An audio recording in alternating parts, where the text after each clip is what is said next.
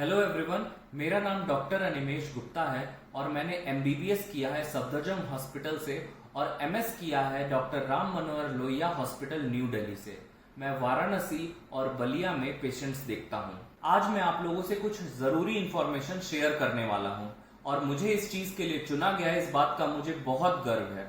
इस इंफॉर्मेशन में मैं आपको बताऊंगा सिगरेट स्मोकिंग कितना हानिकारक होता है हमारी बॉडी के लिए। सिगरेट स्मोकिंग करने से या तंबाकू खाने से हमारे बॉडी में बहुत सारी बीमारियां हो जाती हैं, जैसे कैंसर, मुंह का कैंसर, फेफड़े का कैंसर, फेफड़े की बीमारियां, peripheral vascular disease, heart attack और भी बहुत सारी बीमारियां हैं और उन बीमारियों के बारे में मैं आज आप लोगों से डिस्कस करने वाला हूं।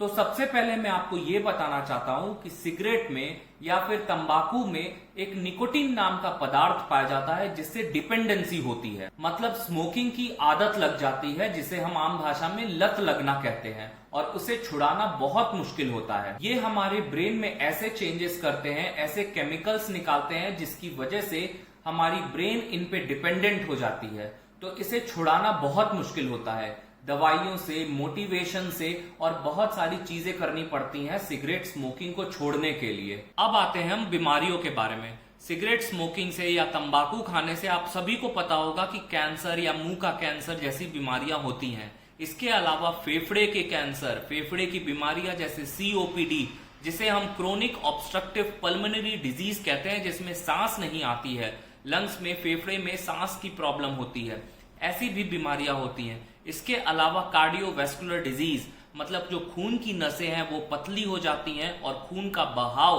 बहुत सारे ऑर्गन्स में नहीं हो पाता है, उसकी वजह से ऑर्गन्स काले पड़ने लगते हैं, जिसे हम गैंग्रीन कहते हैं।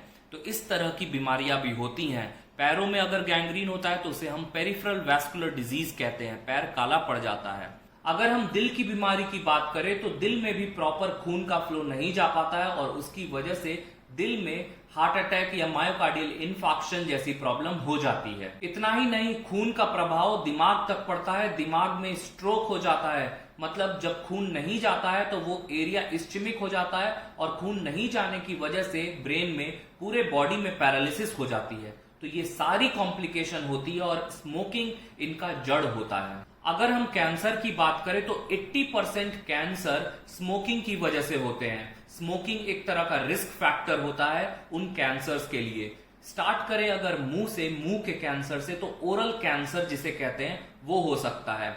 शुरुआत में ये ओरल कैंसर सफेद सफेद या लाल लाल चकत्ते जैसा मुंह के अंदर होता है, जिसे हम ल्यूकोप्लेकिया या एरिथ्रोप्लेकिया कहते हैं। बाद में जब वो कंडीशन बढ़ जाती है तो मुंह पूरी तरह खुल नहीं पाता है, जिस कंडीशन को हम ओरल सबम्यूकस फाइब्रोसिस कहते हैं।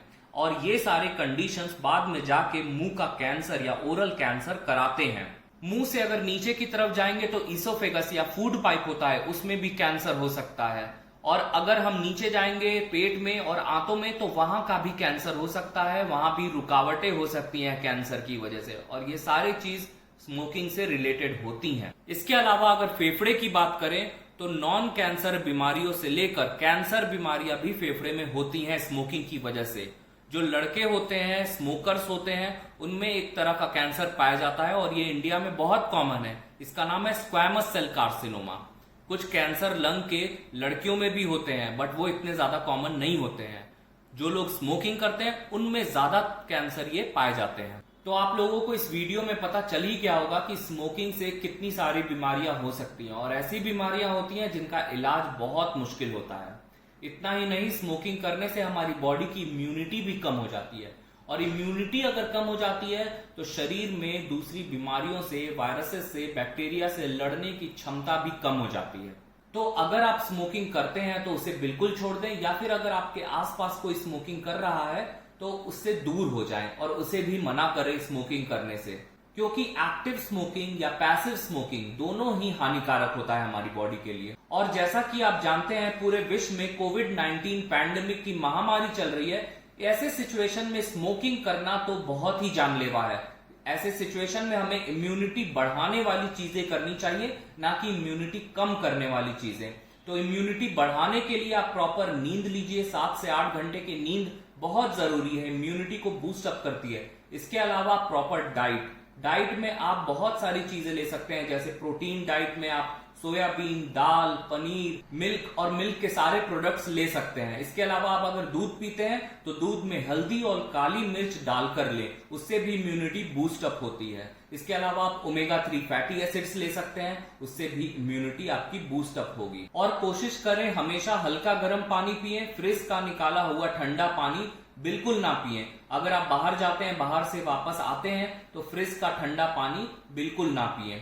और साथ में मास्क का प्रयोग करें, सैनिटाइजर्स का प्रयोग करें, और जो भी सैनिटाइजर आप यूज करते हैं कम से कम उसमें 70% से ऊपर अल्कोहल बेस्ड होना चाहिए। मास्क अगर लगाते हैं तो मास्क प्रॉपर तरीके से लगाएं और उसे डिस्पोज करने के लिए उसे प्रॉपर तरीके से ही डिस्पोज करें। तो दोस्तों, मैं उम्मीद करता हूं आपको इस वीडियो से बहुत सारी इंफॉर्मेशन हमारे हेल्थ से रिलेटेड मिली होगी, स्मोकिंग से, स्मोकिंग रिलेटेड बीमारियों से मिली होगी, और कोविड-19 की वजह से जो बीमारी फैली हुई है उसके बारे में भी मैंने कुछ इंफॉर्मेशन आपको देने की कोशिश की है।